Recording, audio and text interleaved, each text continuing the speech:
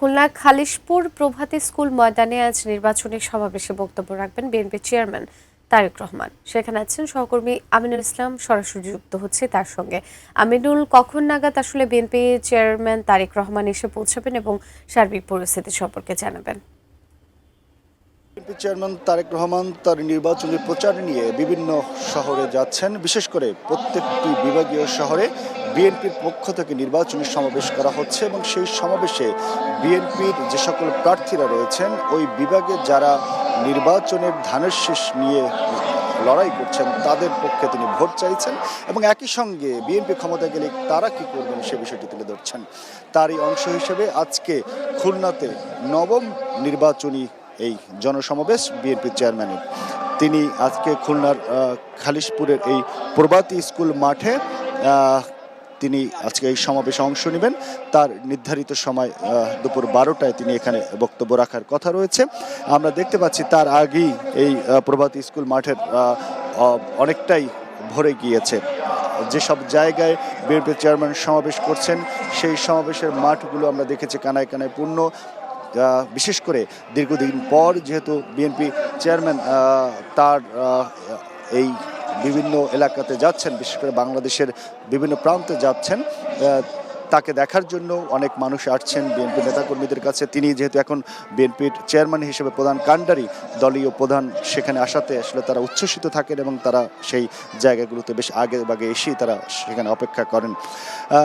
খুলনাতে তিনি 2004 সালে সর্বশেষ এসেছিলেন। আমরা জানি বিএনপি যখন ক্ষমতা ছিল তখন তারেক রহমান সিনিয়র যুগ্ম মহাসচিব হিসাবে বিভিন্ন জায়গাতে তিনি তার দলের পক্ষ থেকে সাংগঠনিক কার্যক্রম পরিচালনা করতেন। তারই অংশ হিসেবে বিভিন্ন জায়গায় গিয়েছেন। তারপরে দীর্ঘদিন তিনি দেশের বাইরে নির্বাসিত থাকার পরে এই জায়গাগুলোতে তার অনেক দিন পর পদচারণা হচ্ছে। খুলনাতে 22 বছর পর তিনি আসছেন। সেই কারণে বিএনপির নেতাকর্মী যারা রয়েছেন তাদের মধ্যে বাড়তি উচ্ছ্বাস রয়েছে, তাদের জন্য বাড়তি অপেক্ষা রয়েছেন তাদের দলীয় প্রধান কখন আসবেন।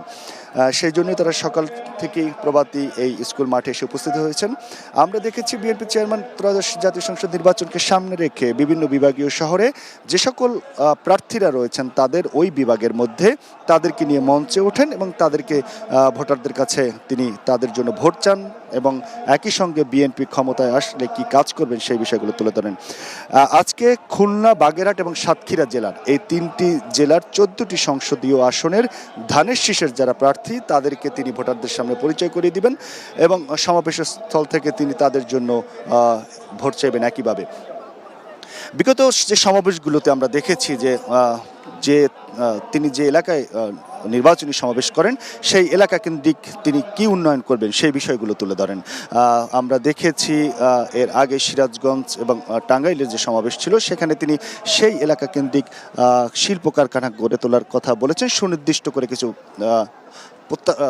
প্রস্তাবও তিনি তুলে ধরেছেন ভোটারদের সামনে। যেমন তিনি বলেছেন সেখানে তাঁত শিল্পের উন্নয়নের কথা বলেছেন, টাঙ্গাইলে সিরাজগঞ্জে কৃষি শিল্পের উন্নয়নের কথা বলেছেন। অর্থাৎ সুনির্দিষ্ট উন্নয়ন তারা কি করবেন সেই বিষয়গুলি তিনি সরাসরি ভোটারদের সামনে তুলে ধরছেন এবং তার প্রেক্ষিতে তিনি ভোট চাইছেন। খুলনায় স্বাভাবিকভাবে শিল্পাঞ্চল এলাকা আমরা জানি এবং তিনি এই বিষয়টিকে সামনে রেখেই এই বিষয়ে তিনি তার কি পরিকল্পনা রয়েছে খুলনা বিভাগের জন্য, খুলনা সাতক্ষীরা এই কে কেন্দ্র করে সেই বিষয়গুলো তিনি আজকে তার সমাবেশে তুলে ধরবেন। বিশেষ করে খুলনার মিল কারখানাগুলো এবং খুলনার এখানে কি কাজ করবেন সেই বিষয়টি হয়তো আসবেন এবং তিনি তার বক্তব্যে স্বভাবসুলভ যে বিষয়টি তুলে ধরেন তার পরিকল্পনাটাকে তিনি বেশি প্রাধান্য দেন।